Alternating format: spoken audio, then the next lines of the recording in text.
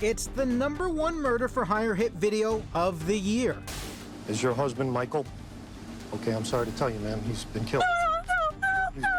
Dalia's acting job when she is told about the supposed murder of her husband is a YouTube sensation. No! But as you'll see for yourself, the decision by Boynton Beach, Florida police to release the video could come back to haunt them.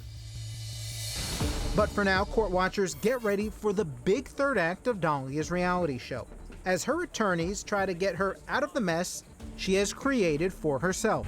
In her evil, warped mind, the only option is to murder him. And when we call it Dalia's reality show, we're serious, because that's exactly what she calls it herself. In fact, it is the keystone of her defense. She did not testify at her first trial, but a following court appearance, she takes the stand and reveals part of her strategy. And now you come into court and your whole goal in this thing was to get publicity. Is that true? To become a reality TV star? I'm a lot tougher than what I look. I know you. That was part of the script too? Yes. You heard that right. Dalia says she and Mohamed, and yes, even Michael himself, were only putting together a tape to pitch a reality show, and that they used the cops to play along. And she thought it was a reality show? Where's the production company? Where's the script? Where are the actual cameras? There's none of that.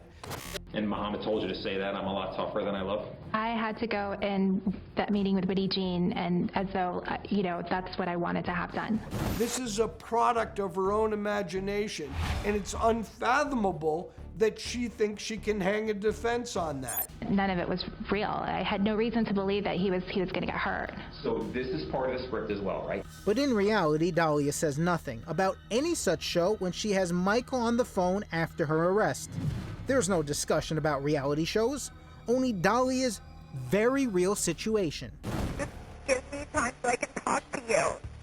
What did it say? I saw it. I heard it. I saw what you saw and I heard what you heard. Okay, what the you said you wanted to have me killed. I heard that. It's not true. How is it not true? So why would you meet a guy in the parking lot and hand him $1,200 and say, yes, I want him dead? What could I possibly do for you?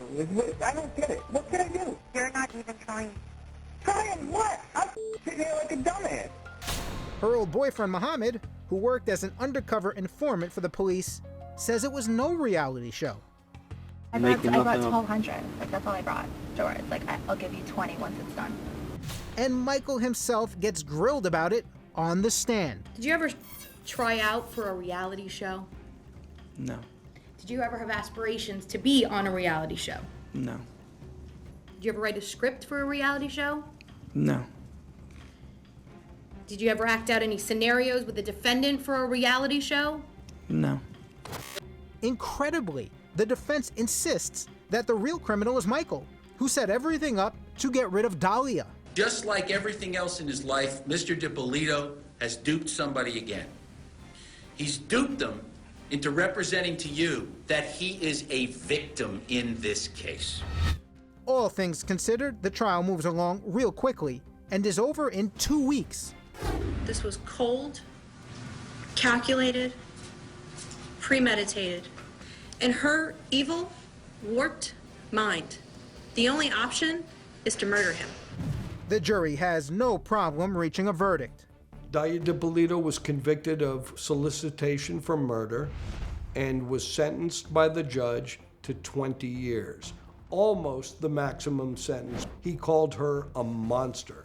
It was pure evil. You were taking advantage of a guy that was gullible, that was in love with you, and you contrived these elaborate plans. Michael Dippolito is relieved, and most of all, he's still alive. As far as the sentence, I'm 5,000% happy with it. I didn't want any of this.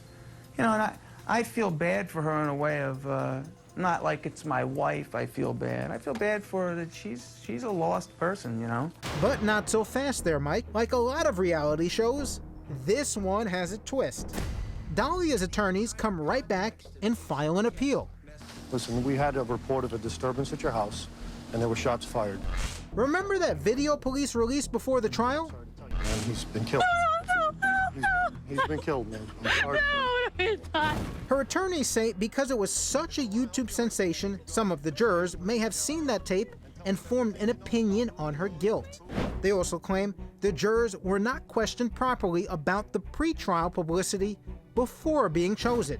And in this episode of Dalia's Deadly Deal, the judge agrees. The judge, in his wisdom, granted her an appeal bond and put her under house arrest. And since then, to this day, she has not served any substantial time whatsoever.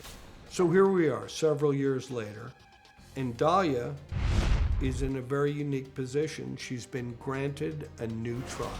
And incredibly, at the second courtroom showdown a few months ago, the prosecution is stunned once again, this time with a hung jury and a mistrial. But they're bouncing right back. Trial number 3 is scheduled for June. It's all going to go back to square one. And this trial is going to hang on the evidence, which has been bag-tagged, locked, and waiting to convict her once again. And Boynton Beach police are confident that their work will hold up in court. A statement released to Crime Watch Daily from Police Chief Jeffrey Katz reads, in part, "We stand behind the principled work our detectives did on this investigation. We trust in our state attorney to successfully prosecute this case." And so the long-running saga continues. But now Dalia figures she's earned some star treatment. She wants the conditions of her house arrest changed. She should be given some latitude. And a new cast member in this dramedy has been announced. Dalia is a new mom, with a young son now about a year old. Who's the dad?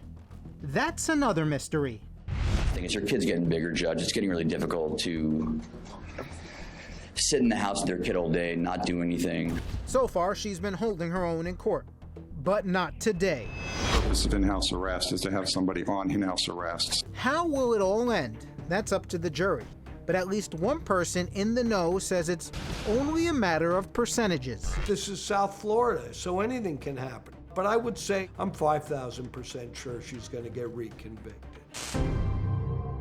Dalia was just back in court last week as prosecutors asked the judge to institute a gag order in this case, as well as remove her lead defense attorney, arguing that her lawyers are intentionally trying to influence the jury pool.